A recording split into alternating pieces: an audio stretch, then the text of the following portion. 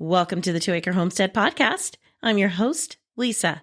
And on today's episode, we're going to be talking about how to successfully grow a garden.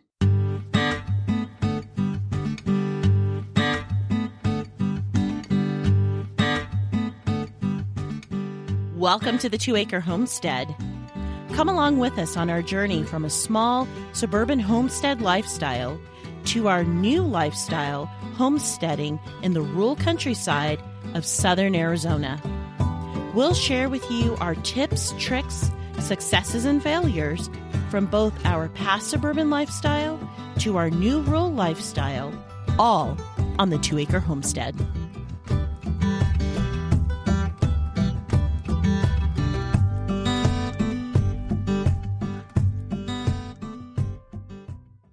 Thanks so much for listening to the podcast.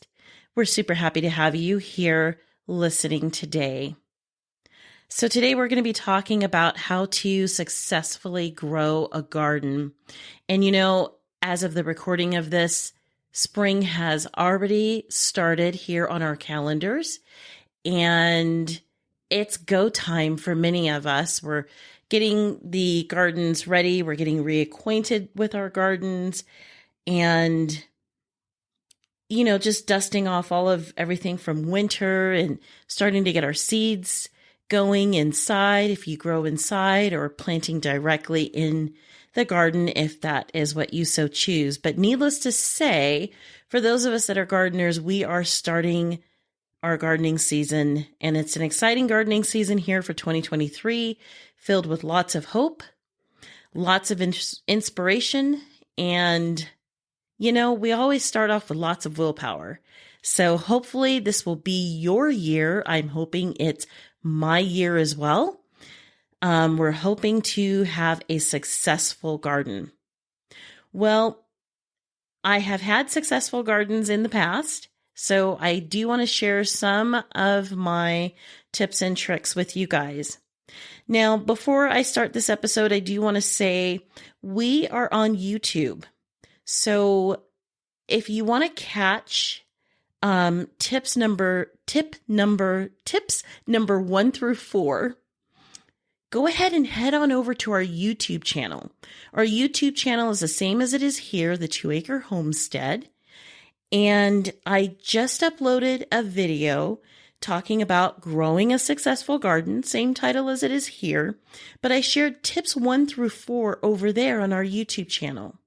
Now here on our podcast, I'm going to be picking up with tip number 5.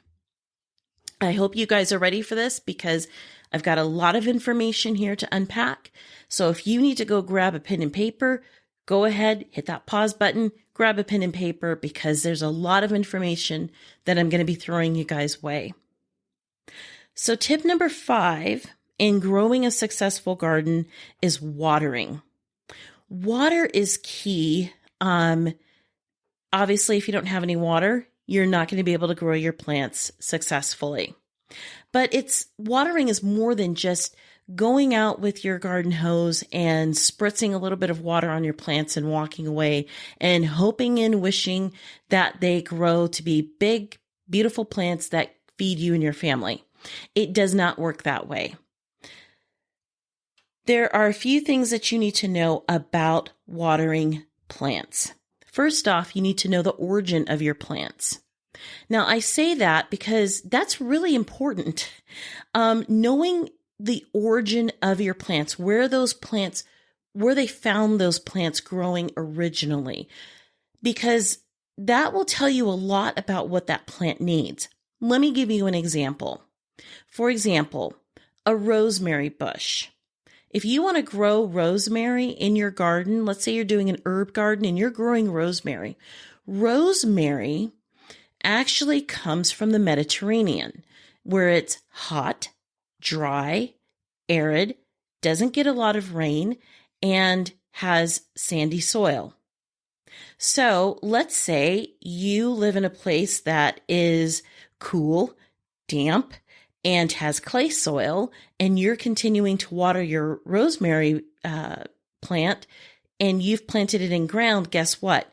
you're not going to have a successful harvest of rosemary because the rosemary plant doesn't like to grow in those conditions. So knowing the origin of your plant will help you when it comes to watering your plant. So rosemary, for example, doesn't like a lot of water. On the other hand, watermelon, if you want to plant watermelon this year, guess what? Watermelon plants, most of your cucurbit plants, your cucumbers, your watermelons, your cantaloupes, all of those plants, guess what? They like lots of water.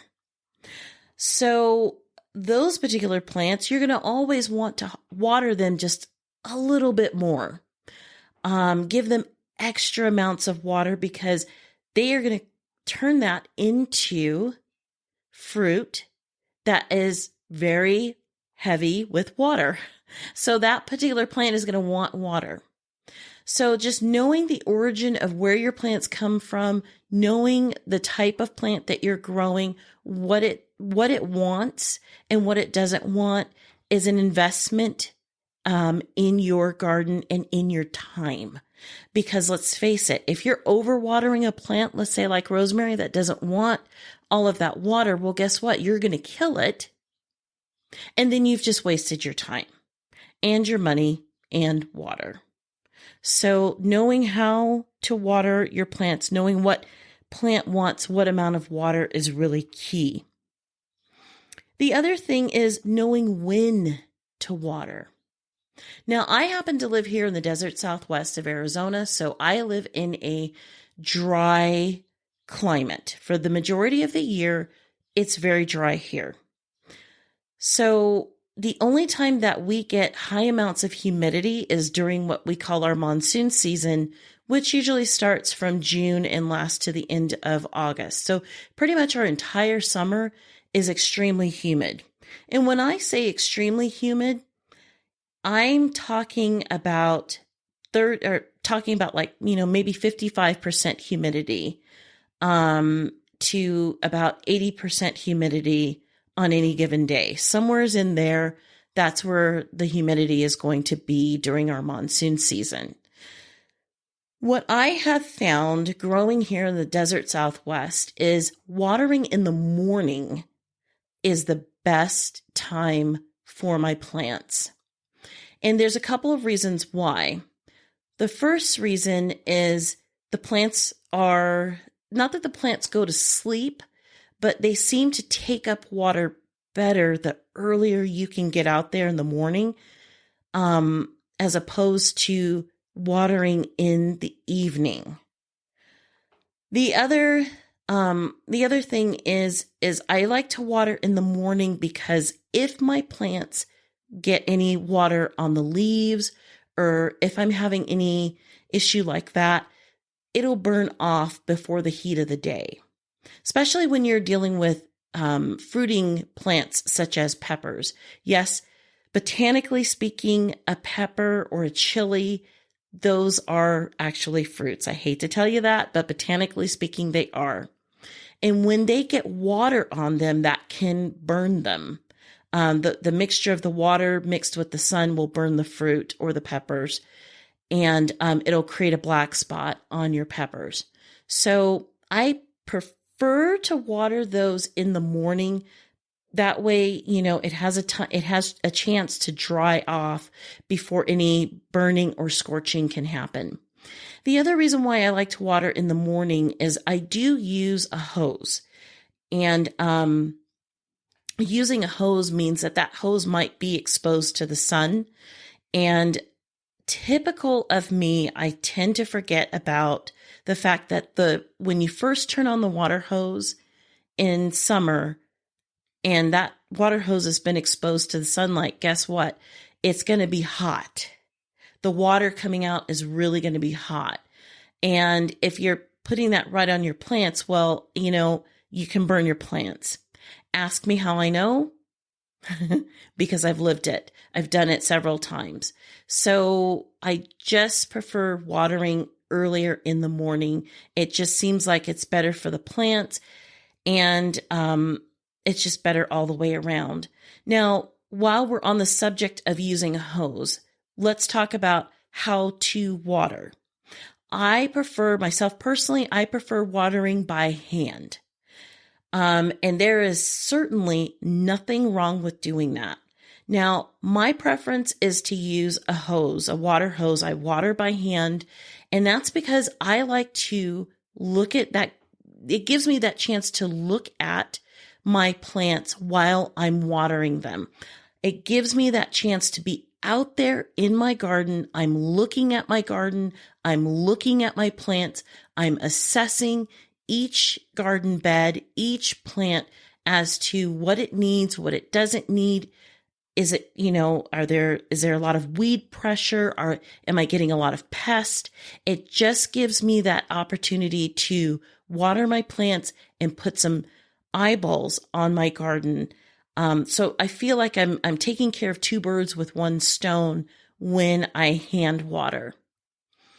There are other ways that you can water as well. There's irrigation. Irrigation is very, very effective because you're using a little bit of water that's going directly to where the root source is. Irrigation is perfect for areas like where I live in a desert. I know I live in a desert, but I water by hand. But irrigation is really good for desert climates or anywhere where you want to conserve water, because water is a resource that we all need to protect. There are other things that you can use as well, such as soaker hoses. I've used that plenty of times in the past, and I actually am a fan of soaker hoses when you have a small garden.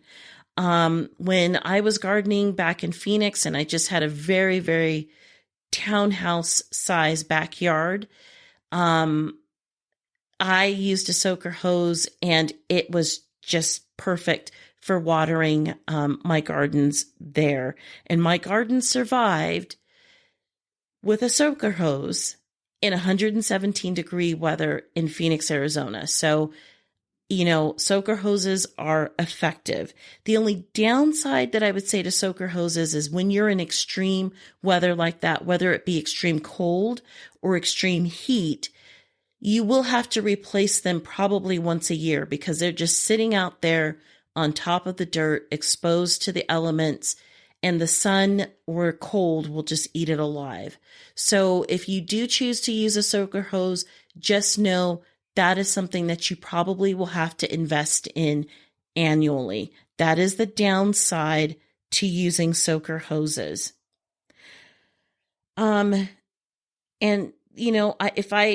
If I could just offer the suggestion, I would say steer clear of overhead watering.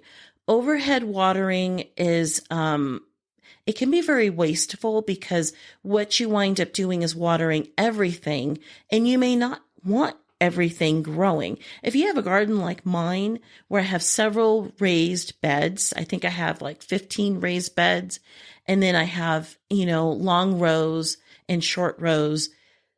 There are things in between, like in my pathways. I don't want weeds growing there. So, using the overhead water system, it may feel convenient, and it is convenient. However, it comes with that downside of watering everything. And again, I highly recommend either water by hand or use, like a soaker hose, or use some sort of irrigation system to water your plants. Okay, so now let's move on to point number 6. Point number 6 is the use of mulch. Mulch, mulch, mulch. And when you think you've used enough mulch, use more mulch. Why do I say that? I say that because mulch retains water, and it helps to keep your soil relatively cool during the summer months. And that's important because of who lives in your soil, and you want those organisms living in your soil, things such as worms, the good guys, your worms, your mycorrhiza. You want all of those things living. If your soil gets too warm, then what happens, like for example, with worms, they will go down, down, down further into the soil. They like the soil to be relatively cool. So the more you mulch, the cooler the soil, the more worms are going to want to live closer to where your roots are. And that in turn is going to be feeding your plants.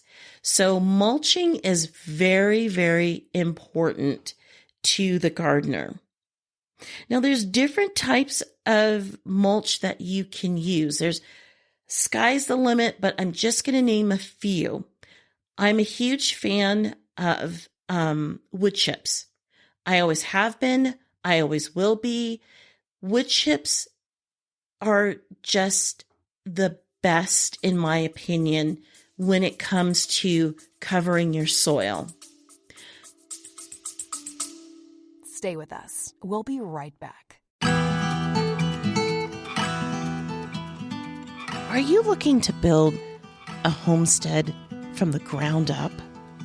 Or maybe you're looking to build an off-grid dream home, a vacation home, or maybe just a piece of land to call your own. Visit yourcheapland.com to buy rural land in the wide open spaces of southwestern United States. When you visit yourcheapland.com, they're here to help you, and with their help, you can do this. You can take your dream of owning land and make it a reality. Most down payments are only $294, including the document fee. Remember, everyone qualifies for financing at yourcheapland.com. Head on over to yourcheapland.com and start making those dreams come true. And now, back to our podcast.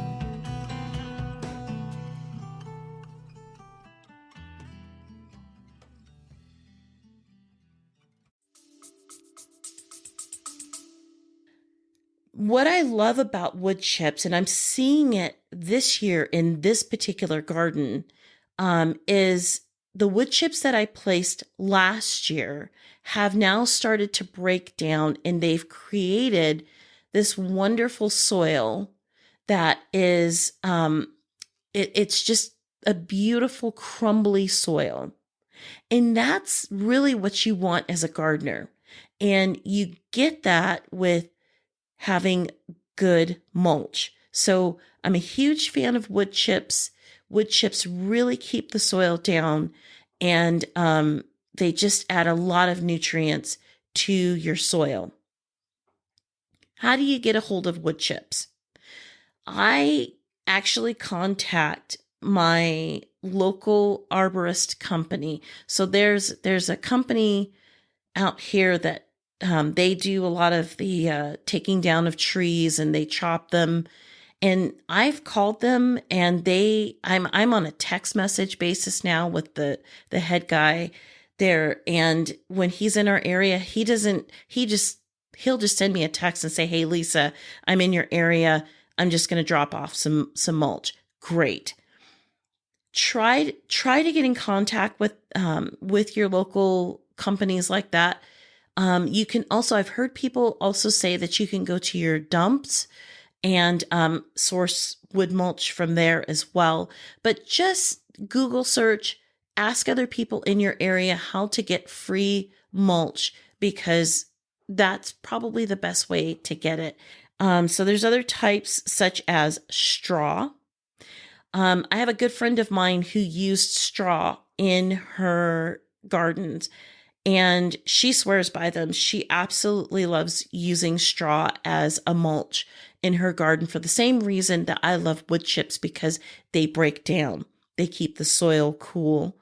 The only thing about straw that I would caution you, she did have this issue one year where where she sourced the straw from, it had been sprayed with something, and it caused some damage in her gardens. So just make sure where you're sourcing your straw, make sure to ask the question, has this been sprayed with any insecticides, herbicides, anything like that that's going to cause damage or add poison to your garden beds. Just make sure you know where you're sourcing it from. But other than that, straw is a really good way to mulch. Another good way to mulch is cover crops. Cover crops are crops that you can use, such as like hairy vetch. You can use field peas, anything like that to cover your garden. It'll, you're planting, let's say, for example, field peas. You're planting a bunch of field peas in one area. And before they go to seed, all you're going to do is just chop them down and let those leaves kind of fall down. And, that has become now your mulch. It's covering your particular soil. Because let's face it, if there's nothing growing in the soil, if there's nothing breaking down in the soil, you're going to lose nutrients. You're going to lose all of that. All of the good guys are going to leave because they want something to eat. So you have to constantly be feeding your soil. So that is one of the benefits of using a cover crop. And you can get really specific with your cover crops and say, I want a particular cover crop that's going to add more nitrogen to my soil. So I'm going to plant this. Or, I just want something just to simply cover, keep a good neutral, pH neutral balance to your soil, what have you. You can get real specific with it. I don't have personal experience with using cover crops. I don't do that in my gardens, but I have seen a lot of people have good success with that. One thing I have had success with when I gardened back in our suburban homestead, the homestead we had just before this one, is chop and drop. Chop and drop is one of my favorite ways to cover and mulch. In our previous homestead, I grew so many artichokes. And I can never get enough artichokes. I absolutely love artichokes. I love to eat them and I love to chop and drop them. And so what I would do is after I was done with the plant itself for the year, meaning I've harvested my artichokes or I've let it go to seed, or, I've harvested the flowers. I'm done with it. What I would do is I would come through and I'd chop off all the leaves and I would lay them down as a living mulch. And what I loved about it is that it smothered out, because the leaves, if you place them just right, they cover up your soil, they smother out any weeds, and they break down and they add vital nutrients to your soil. Because for me, for where I live here in this area, artichokes grow almost like a perennial plant. They just keep coming year after year after year. And what they do is they produce what's called these pups or babies. They're baby artichokes that grow on the side, and you can chop those off of the mother plant and grow more artichokes. And so they just continuously grow. And if you've ever dug up an artichoke, you will know the roots of those artichokes are super duper deep.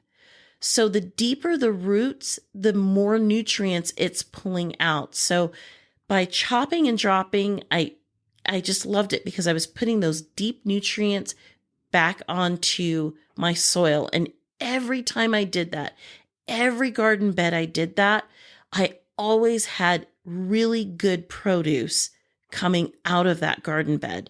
So if you have anything like that, it doesn't have to be an artichoke plant. I've done chop and drop with several different types of plants, but any sort of, big leafy green type of thing. You can even do kale. I've done that with kale before. Used it as a chop and drop. It just adds tons of nutrition back into your soil. So any leafy green you can chop and drop right there. It's called, just chop and drop in situ, right there where it is. And you're adding that nutrition back to your soil. So mulch, mulch, mulch. One thing, let me just circle back, going back to using wood chips when you are mulching. The more, the better. The deeper, the better. You want a very thick layer of mulch. Whether you're using wood chips, straw, cover crops, chop and drop, whatever it is, the thicker the layer, the better it's going to be for your soil. Because you're giving your soil lots of cover. You're giving the organisms that live in the soil lots to eat.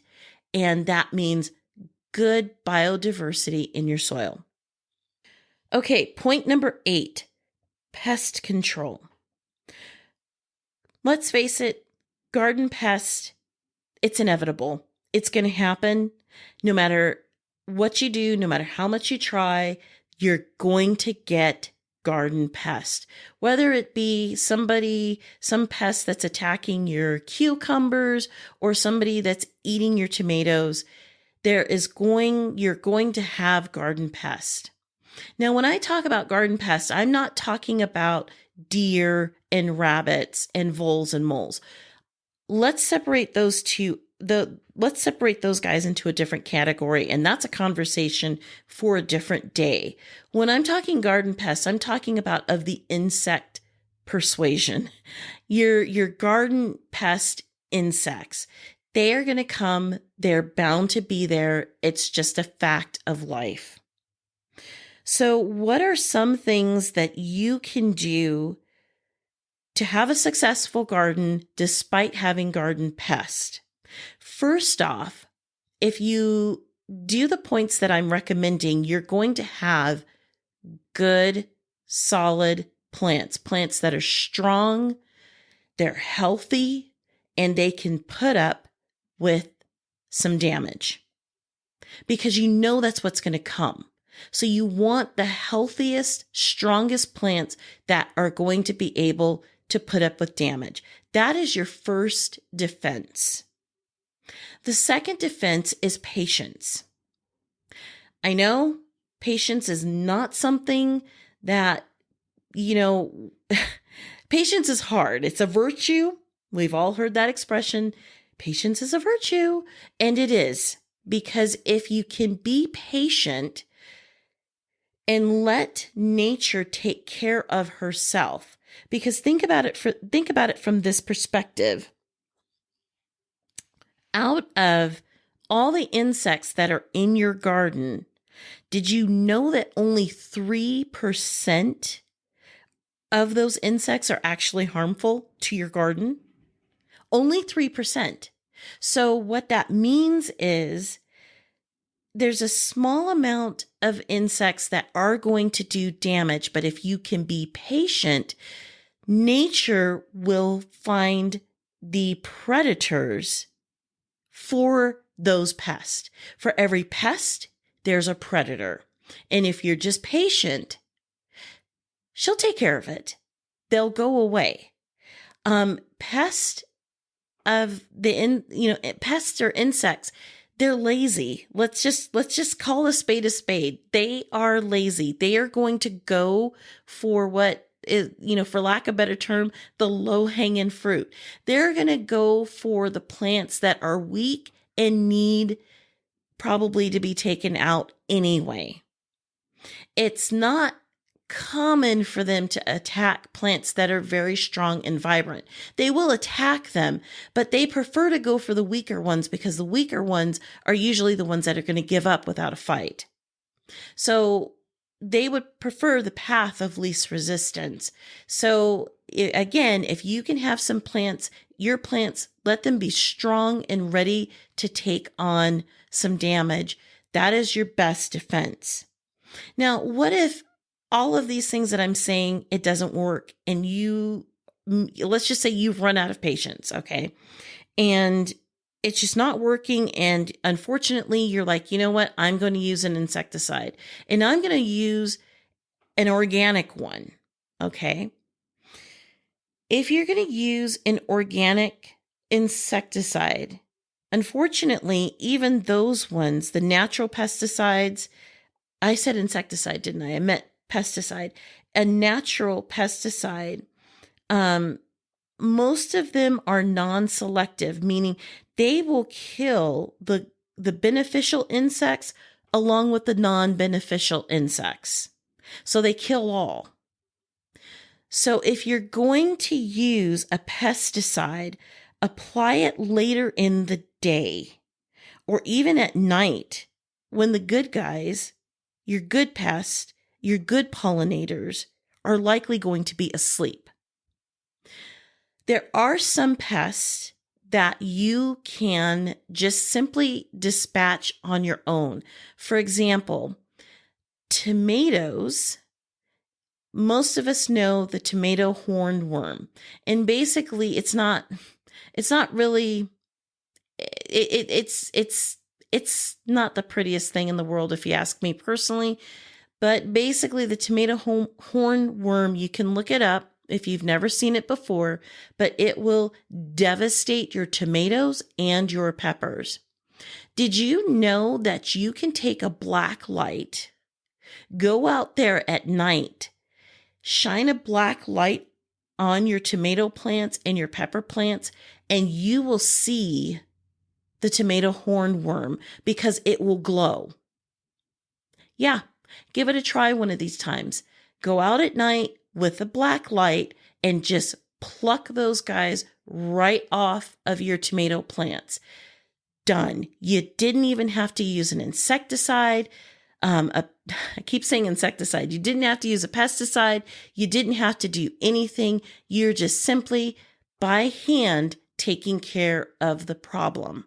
So there are different ways around pests like that as well. Sometimes you can just do it manually, just get rid of them by hand, and you're better off because then you're not even using a pesticide that will destroy both the good guys and the bad guys. So that's pest control. The 9th one is do not over fertilize your garden. Now, first off, I'm going to say really do your best to not use fertilizer. Use compost. Make your own compost. That is the number one way to feed your soil. Chop and drop. That's another way that you can feed your soil. There's so many different ways that you can go about creating good, healthy soil. But if you do choose to use a fertilizer, even if it's an organic fertilizer, do not over fertilize. Read the package, read the instructions, and use it according to the instructions. Don't think in this particular case more is better, because it's not. And let me explain to you why. Excess fertilizer can alter your soil. It'll create a high concentration of salt, and it'll hurt all of the good guys, the beneficial microorganisms that you're trying to create in your soil. It's going to hurt them because they don't like living in soil that has a lot of salt. Over fertilizing it'll lead to like a sudden plant growth. Like initially you'll see that your plants are growing. They start to look really good. But then here's the problem that it creates. Because your plants are growing so fast, the root system of your plants can't support that amount of growth. And so what happens is your root system can't adequately water and supply the nutrients to your plant to sustain that growth rate. So eventually what's going to happen is now you've got this poor structure, this poor root structure down below that you're not seeing. And then all of a sudden, your plants and your flowers, they start to lower in production, and they go lower, lower, lower until the plant dies because it cannot support such a rapid amount of growth. And then because you've added all of this extra fertilizer, now you've created a situation where there's extra salt in your soil. Now you've changed the pH balance of your soil. Most plants like pH neutral soils because they can take up the nutrients better in a pH neutral rich soil as opposed to one that is alkaline or not. So you really want to make sure that if you do choose to use synthetic fertilizers, whether it's, synthetic, non-organic, or organic, you want to make sure that you are reading and following those instructions very carefully. And then we get to point number 10. And kudos to you if you've lasted this long. This is 10 points on how to grow successfully in your garden.